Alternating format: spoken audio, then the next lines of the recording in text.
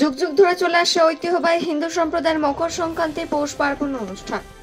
মূলত হিন্দু ধর্মের মতে পৌষ মাসের শেষ দিনে অনুষ্ঠানটি পালিত হয় এবং এই অনুষ্ঠানকে ঘিরে বিভিন্ন জায়গায় দেখা যায় মেলার আয়োজন।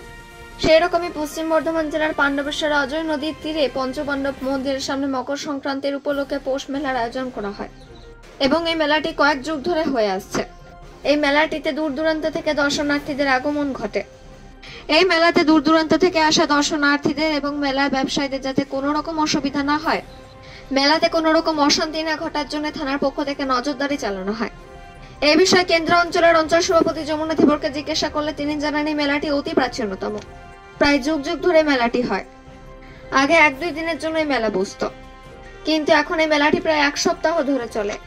এই মকর সংক্রান্তির দিনে বেশিরভাগ মানুষ পঞ্চপাণ্ডব মন্দিরে দর্শন করতে আসেন এবং তার সাথে মেলাও ঘুরে যান।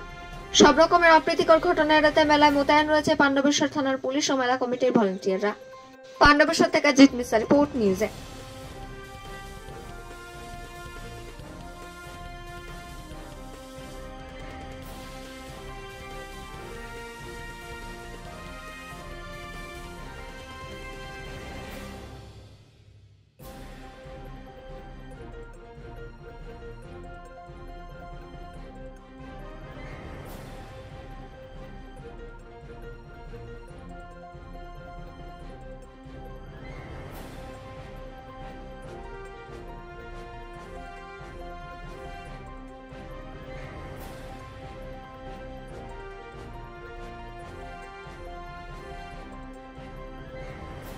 মেলা এই নতুন নয়, এই মেলা দীর্ঘদিন হয়ে আসছে পাণ্ডবেশ্বরে। আমরা দেখে আসছি এই মেলা তখন কয়েক ঘন্টা মেলা হতো, এখন দিনের দিনে এই মেলা বাড়ছে। আগে একদিনে মেলা হতো, তারপরে এই বছর মেলা 3 দিন, 14, 15, 16। আমরা জানি যে এই মেলা আমরা সবাই মেলাকে অপেক্ষা করে থাকি যে এই মেলা পৌষ সংক্রান্তি মেলা কবে আসে।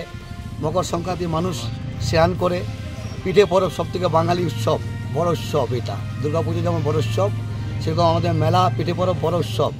এই উৎসবকে আমরা সবাই মিলে পালন করি। আমাদের মধ্যে যে কোনো জাত ভেদাভেদ নেই, এই মেলাকে আমরা সবাই মিলে উপভোগ করি।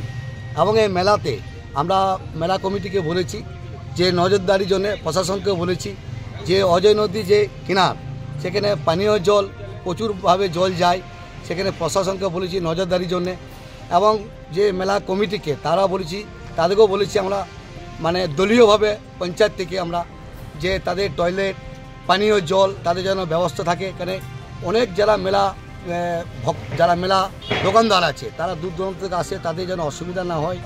এবং যারা মেলা ভক্ত, যারা মেলাকে ভালোবাসে, যে সমস্ত যাত্রীরা, তাদের জন্য কোনো অসুবিধা না হয়, আমরা প্রশাসনকে বলেছি এবং মেলা কমিটিকে বলেছি। আমাদের যতটুকু সহযোগিতা আমরা মেলা কমিটিকে বলেছি, আমরা সবসময় হাত বাড়িয়ে দিয়েছি। এবং আমাদের সকলের যে প্রিয় বিধায়ক মানে নরেন্দ্রনাথ চক্রবর্তী, পাণ্ডবেশ্বরের বিধায়ক, উনি প্রত্যেক সময় 10টার সময় পুজো মেলাকে উদ্বোধন করে, তো সময় হাতে খুবই কম। আমরা জানেন যে উনি জেলা সভাপতি বর্তমানে, উনি সময় হাতে কম। ওনার সময় নিয়েই আমরা বিকেল 4টের সময় মেলা কমিটিকে বলেছি যে আমাদের দাদা বিকেল 4টের সময় মেলাকে পরিদর্শন করবেন। আমি সেখানে সকালে ছিলাম, মেলা কমিটির সাথে কথা বললাম, দাদার সাথে কথা হয়েছে, দাদা 4টের সময় আসবে। আমরা মেলার সবসময়ই আমরা সহযোগিতা কমিটিকে হাত বাড়িয়ে দিয়েছি যাতে কোনো কারো অসুবিধা না হয়ে যায়। দাদা